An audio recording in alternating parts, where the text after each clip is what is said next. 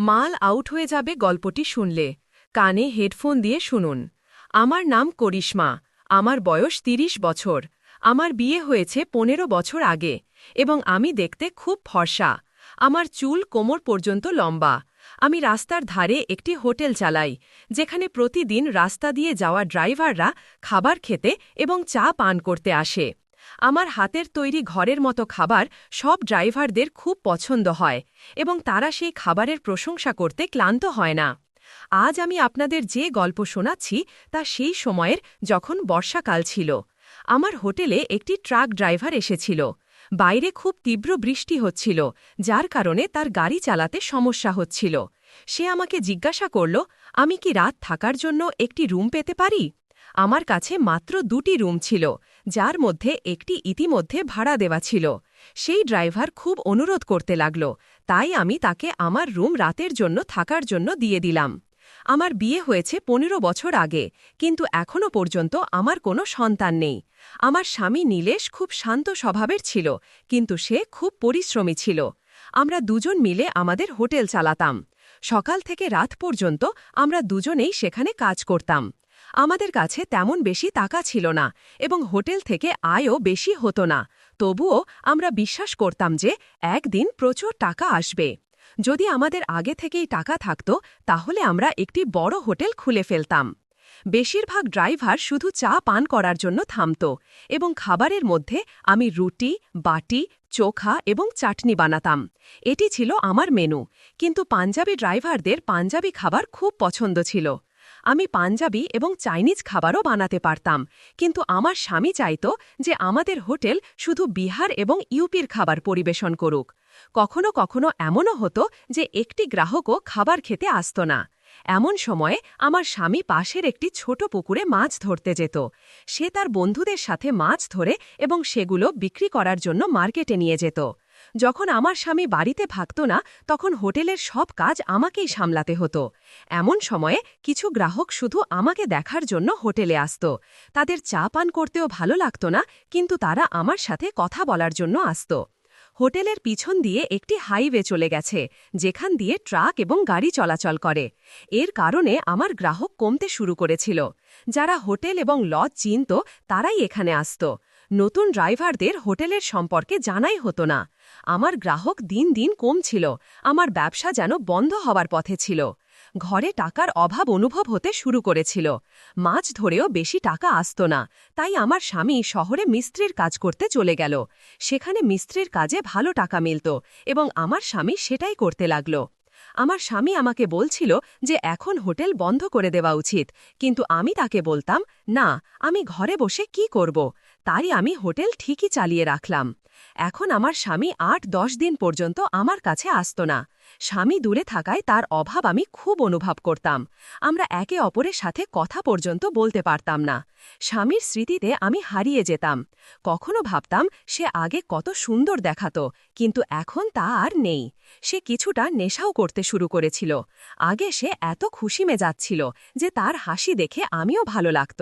তার কাছে মোবাইল ছিল না, তাই যখন সে কাজে চলে যেত, তখন জানা যেত না যে সে কখন গ্রামে ফিরবে। আমরা দুজন কথা পর্যন্ত বলতে পারতাম না। স্বামীর স্মৃতিতে আমি প্রায়ই ডুবে যেতাম। কখনো কখনো সে আমাকে ভালোবেসে বলতো, আমি এখন আর নেশা করব না। তার কথায় আমার রাগও শেষ হয়ে যেত এবং আমি হাসতে শুরু করতাম।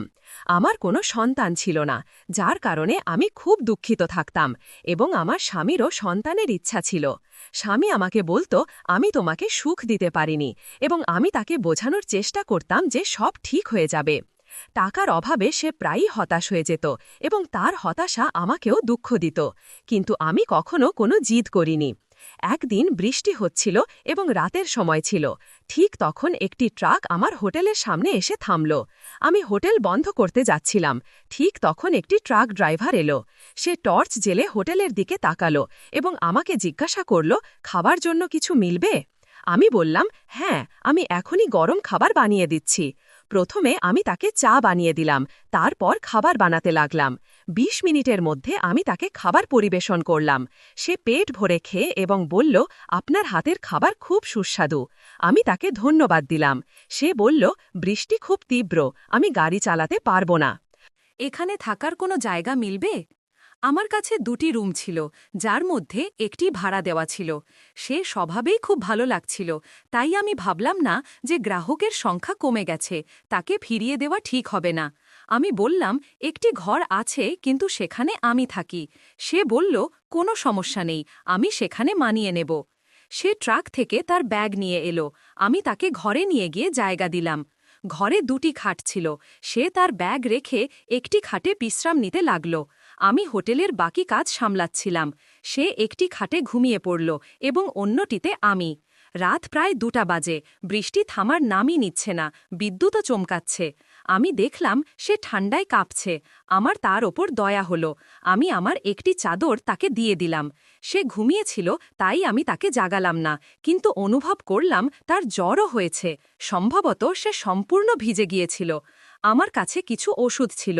আমি তাকে জাগিয়ে বললাম, আপনার তীব্র জ্বর হয়েছে, ঠান্ডা লেগেছে, এই ওষুধগুলো নিন, সকাল পর্যন্ত আরাম পাবেন।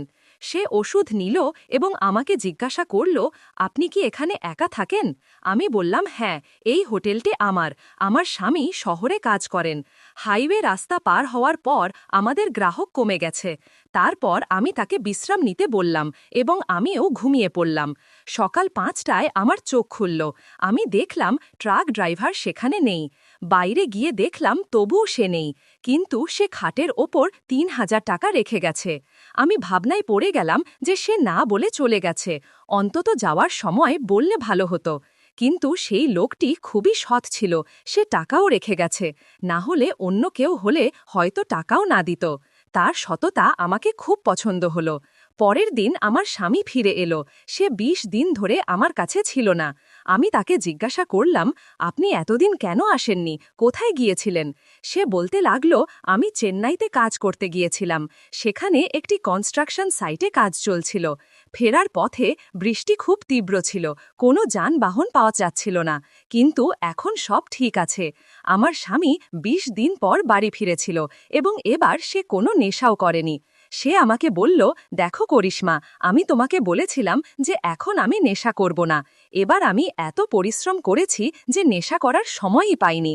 তার এই কথা শুনে আমি খুব ভালো লাগলাম।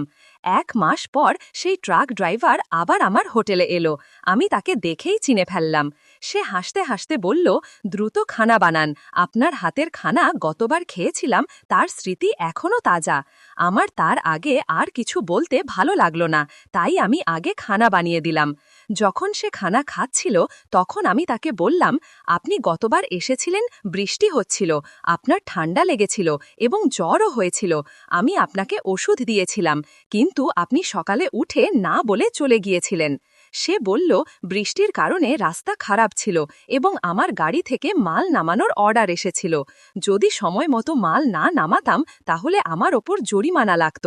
আপনাকে সকালে জাগাতে ইচ্ছা হলো না, তাই আমি বিল সেখানেই রেখে চলে গিয়েছিলাম। আমি তাকে বললাম, আপনি সত্যিই খুব সৎ। সে জানালো, আমি পাঞ্জাবের বাসিন্দা, আমার 2টি গাড়ি আছে। একটি গাড়ি আমার ছোট ভাই চালায় এবং অন্যটি আমি। তারপর সে বলল, আপনার হাতের খানা এত সুস্বাদু যে আপনার হোটেলটি বড় করা উচিত। আমি তাকে বললাম, এর জন্য অনেক টাকা লাগবে, যা আমাদের মতো গরিবের কাছে নেই। এই হোটেল থেকেই আমাদের সংসার চলে। সে যাওয়ার সময়ও 3000 দিয়ে বলল, আমি বিলের হিসাব চাই না, আপনি পরের বার ভালো সেবা দিন। আমি বললাম, আপনাকে শুধু 2325 দিতে হবে। কিন্তু সে হেসে বলল, থাকতে দিন, শুধু পরের বার আরও ভালো খানা খাওয়াবেন। তার কথা বলার ভঙ্গি খুব মিষ্টি ছিল এবং তার সততা আমার হৃদয় জায়গা করে নিয়েছিল। মনে হচ্ছিল সে যেন আমাদেরই কেউ।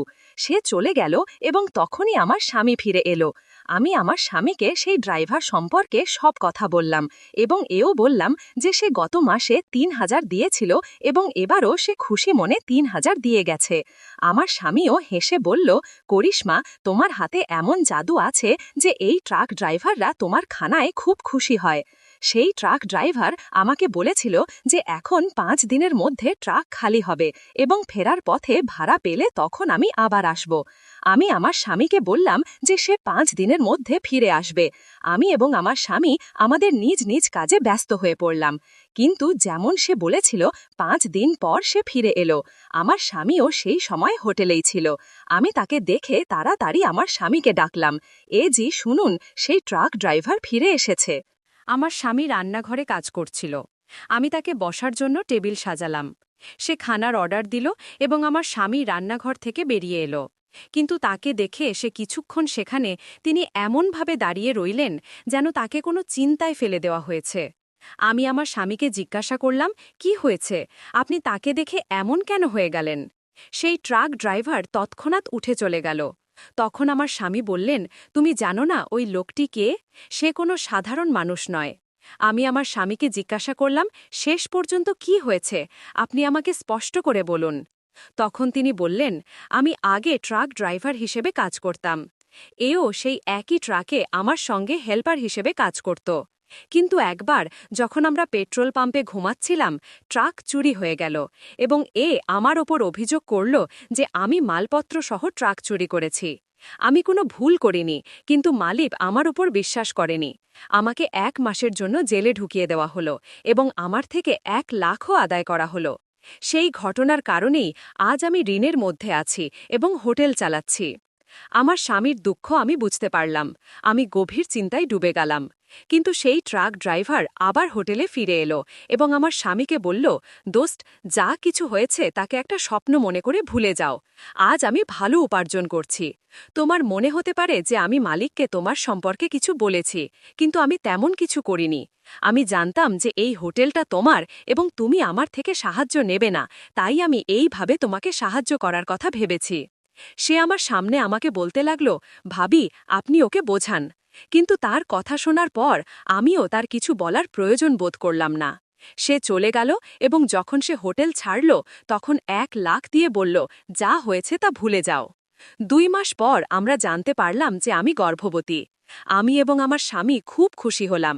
আমরা সব পুরনো কথা ভুলে গেলাম। বন্ধুরা, এই গল্প বলার উদ্দেশ্য কারো মন খারাপ করা বা কোনো অনৈতিক কার্যাবলীকে উৎসাহিত করা মোটেও নয়, শুধু আপনাদের সবাইকে সতর্ক করা। যদি আমার গল্পটি আপনার ভালো লেগে থাকে তাহলে ভিডিওটি লাইক করুন, চ্যানেলটি সাবস্ক্রাইব করুন এবং এই ভিডিওটি যত বেশি সম্ভব মানুষের সাথে শেয়ার করুন। আবার দেখা হবে এমনই আরেকটি গল্প নিয়ে। ধন্যবাদ।